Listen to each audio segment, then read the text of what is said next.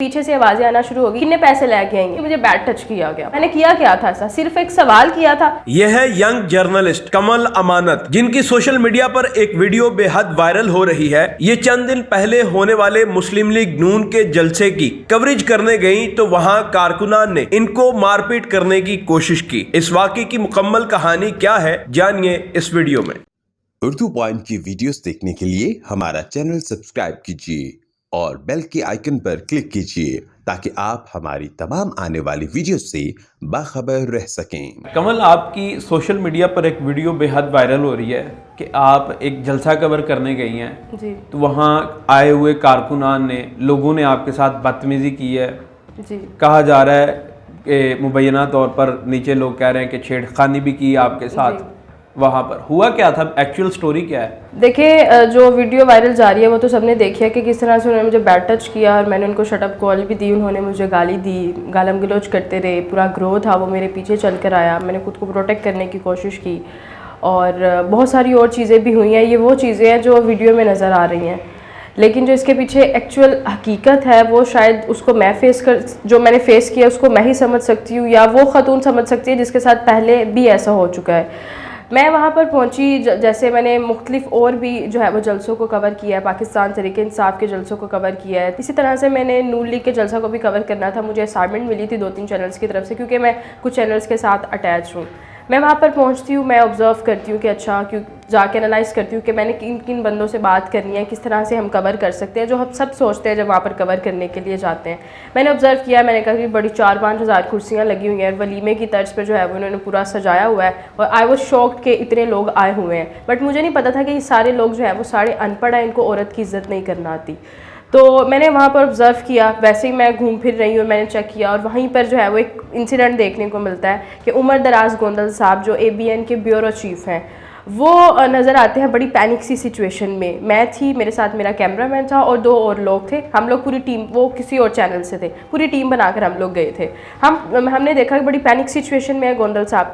तो उमर दराज साहब के पास हम लोग गए तो हमने कहा कि जी क्या हुआ है। उन्होंने कहा कि जी नून लीगियों ने जो है वो मुझसे मेरा मोबाइल छीना है और वो कह रहे हैं कि पासवर्ड बताया जाए। और जब मैंने उनसे वापस मांगा मोबाइल तो उन्होंने कहा कि जी आपको सैफुल मलोक खोखर साहब जो है वो मोबाइल रिटर्न करेंगे। और जो खोखर बरादरान है उन्होंने इस जलसे को ऑर्गेनाइज़ किया था। अच्छा। तो हमने कहा कि आपको मोबाइल मिल गया है। उमर दराज साहब ने कहा कि जी मुझे मोबाइल मिल गया, क्योंकि जी वहाँ पर एक मेरे जानने वाले मिल गए थे, मेरे सहाफ़ी दोस्त थे, उनके बाबा मिल गए थे, उन्होंने छुड़वाया। उनका मोबाइल छीना क्यों गया था? उनका मोबाइल इसलिए छीना गया था, हमने उनसे वजह पूछी, मैंने उनका बाकायदा तौर पर इंटरव्यू किया उमर दराज गोंदल साहब का। तो बड़ी पैनिक सिचुएशन में उन्होंने इंटरव्यू दिया और उन्होंने कहा कि जी मैं सवाल कर रहा था वहाँ पर जलसा में कि आप वोट किसको देंगे, क्योंकि वहाँ पर सिर्फ नून लीग के बंदे नहीं आते। जो भी जलसा, जिसका भी जलसा है, वहाँ पर सिर्फ एक जमात के लोग तो होते नहीं हैं, वहाँ पर मुख्तलिफ जमातों के लोग आए होते हैं। तो मैं यही पूछ रहा था कि आप वोट किसको देंगे। एक छोटा बच्चा था, उससे भी बच्चे से मुराद 19-20 साल का होगा। मैंने उससे पूछ लिया कि आप वोट किसको देंगे, तो उसने कह दिया कि मैं पाकिस्तान तहरीक इंसाफ को वोट दूंगा, मैं इमरान खान को वोट दूंगा। उसने कहा कि उसके यह जवाब आया तो इसमें मेरा कसूर तो नहीं था, मेरा सवाल तो इस पे वहाँ पर जो है झमघटा लग गया और उन्होंने मुझे मतलब यरगमाल बनाया है। इस तरह से मुझे तंग किया गया और ये नून लीग ऐसे करते हैं, नून लीग के जलसों में ऐसे होता है। मुझे नहीं पता था, बस मैंने सुना था। अच्छा, तो आपके साथ फिर ये वाकया कब और कैसे हुआ? मैंने उनका इंटरव्यू किया, फिर मैंने माइक ऑब्वियसली मेरे हाथ में था, मैं जो है वो करना शुरू हो गई। उस वक्त माइक पर जो है वो कोई किसी भी चैनल का लोगो नहीं था। आप ये कोई नहीं कह सकता कि उस चैनल के साथ किसी की दुश्मनी थी, नून लीग की या पाकिस्तान तहरीक इंसाफ की, किसी भी।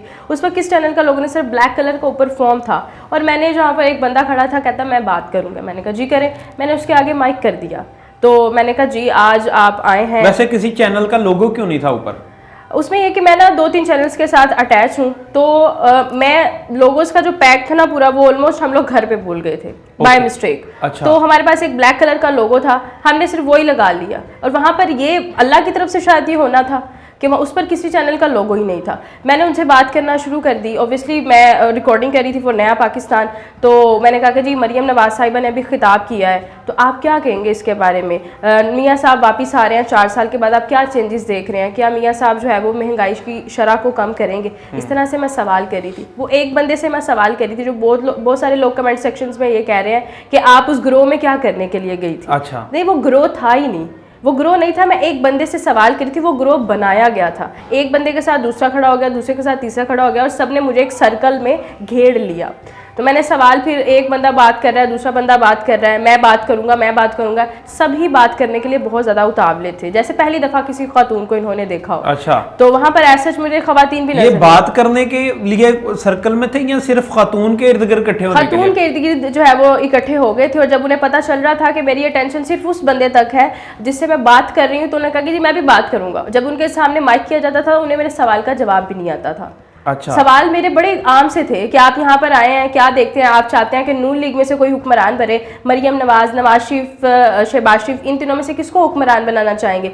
फिर जो है वो उन्होंने, उनमें से एक बंदे ने कह दिया कि मैं केपीके से आया हूँ, मैं जो है वो नवाज शरीफ को वोट दूंगा। मैंने कहा कि जी नवाज शरीफ को वोट आप देंगे, केपीके के बंदे ज़्यादा खान साहब को सपोर्ट करते हैं। कहते जी आपको किसने कहा? आपके इमरान खान के जलसे में लड़कियाँ मेकअप करके आती हैं, वो डांस करती हैं। मैंने इस चीज़ को इग्नोर किया बिकॉज मैं नून लीग के जलसे में खड़ी थी, वरना मैं जवाब बड़ा अच्छा दे सकती थी कि मरियम नवाज बगैर मेकअप के आती हैं, जो स्टेज पे खड़ी होकर खिताब करी हैं बगैर मेकअप के आती हैं, क्या मतलब आप क्या कहना चाहते हैं? लेकिन मैं उस वक्त ज़ातियात पे बात नहीं करना चाहती थी। मैंने कहा कि चले ठीक है, ओके, आपने ये कह दिया, आप बताएं कि आपके मियाँ साहब ने क्या किया। अगर इमरान खान ने ये किया तो हमारे मियाँ साहब ने मोटरवे बनाई है, हमारे मियाँ साहब ने पुल बनाए हैं, ये बनाया है, वो बनाया है। ये इस तरह से बातचीत करना शुरू हो गए ना, पीछे से आवाज़ें आना शुरू हो गई इसी बात पर कि आपने पीटीआई से पैसे लिए, कितने पैसे लेके आई हो, कितने पैसे लेके आई हैं, मतलब इस तरह की हुटिंग स्टार्ट हो गई। वैसे पैसे लिए कभी आपने? अल्लाह माफ करे, हम कहते हैं हमें चैनल वाले टाइम से पे दे दे, हमें पीटीआई वालों ने, हमें पैसे तो तब देना कोई जमात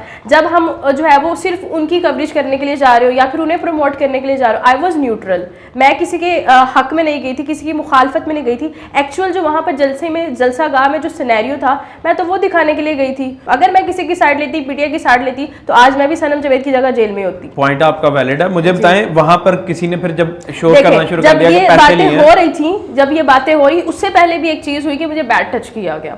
एंड वीडियो में देख सकते हैं, अगर आप साथ अटैच करें, मैंने पीछे मुड़ के कहा कि आप सुकून से खड़े नहीं हो सकते। मैंने उस चीज को बड़ा टैकल करने की कोशिश की कि मैं I am fine. Bad touch किया गया मुझे, और लड़के ने आपको हाथ लगाया? एक दफ़ा नहीं, मुझे आई थिंक सो हाथ लगा, 2-3 दफ़ा हाथ लगा, और मैंने किया इस चीज़ को। मैंने कोशिश भी की कि मैं वहाँ से बाहर निकलूँ, लेकिन उस तरह का एक सिनेरियो था कि मैंने सवाल अपने जारी रखे कि जी बताएं। मैंने उसको वहीं पे डांटा, शटअप कॉल दी, उसके बाद उन्होंने हाथ नहीं लगाया मुझे। जब मैंने उसको कहा कि जी आपको तमीज़ नहीं है बोलने की, वो मेरी तरफ लपका जैसे मुझे मारने लगा है। अच्छा। और मैंने अपने डिफेंस सिस्टम में अपना बाजू आगे किया कि वो मुझे मारे ना, और मैंने यूं करके कहा कि मैंने तुम्हारा मुंह तोड़ देना है।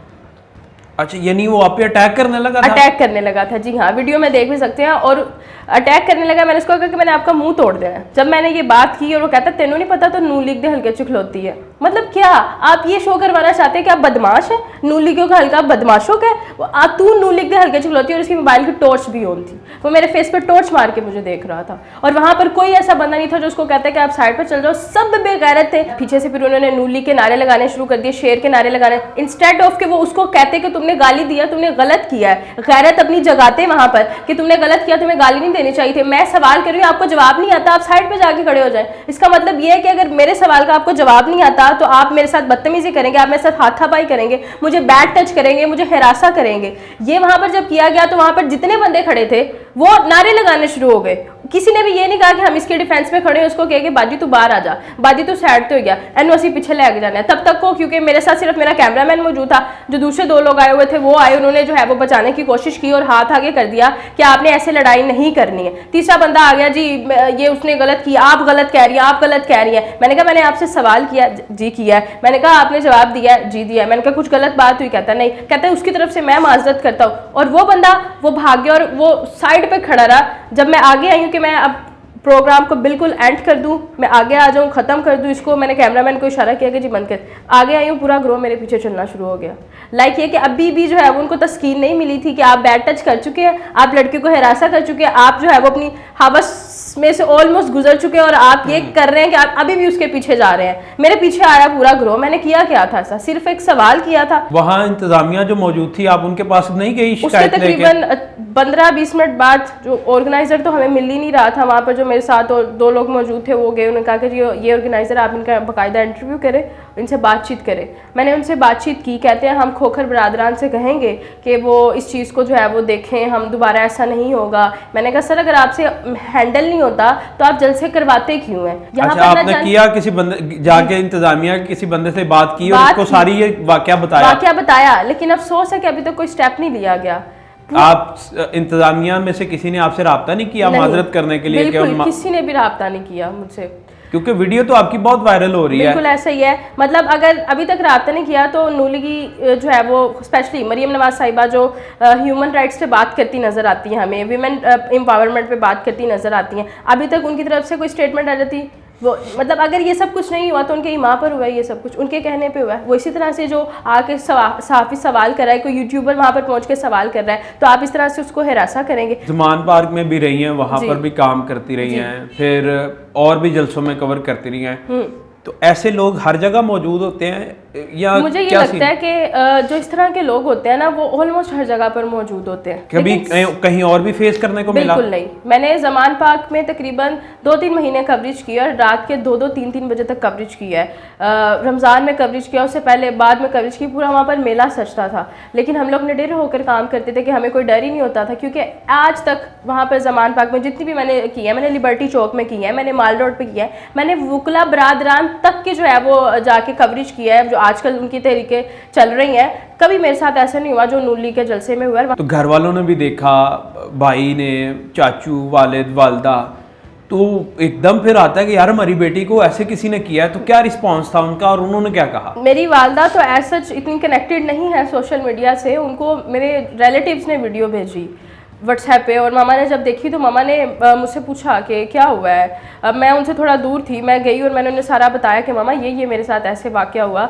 तो मामा ने पहले तो मुझे डांटा और गले से भी लगाया कि मेरी बेटी काम करने के लिए गई थी उसके साथ ऐसे। उन्होंने मुझे सारा पूछा, कमल तुम्हारे साथ मतलब क्या हुआ है, मुझे बताओ। मैंने उन्हें सारी बातें खुलकर बताई, वो बातें शायद मैं कैमरा पर भी नहीं बता सकती जो मैंने अपनी वालदा को खुलकर बताई कि मुझे यहाँ टच किया गया है। जब मैंने उन्हें बताई तो उनकी आंखों में भी आंसू थे और मेरी आंखों में भी आंसू थे कि ये बुरी बात है। उन्होंने कहा कि तुम्हें मैं रोकती थी कि मीडिया फील्ड में मत काम करो, ये सब कुछ फेस करना। फिर बड़ा मुश्किल था उनका मुझे दोबारा से एतमाद जो है उनको उसको बरकरार रखना, और उन्होंने दोबारा मुझ पर एतमाद किया। उन्होंने कहा कि मेरी बेटी कोई नहीं, इस तरह के दरिंदों को जो है ना तुम खुद ही सुधार लोगी और तुमने अब रुकना नहीं है, तुमने इसको कंटिन्यू करना है। तो उसके बाद उन्होंने मुझे हिम्मत भी दी है, लेकिन शायद ये हर माँ नहीं समझ सकती।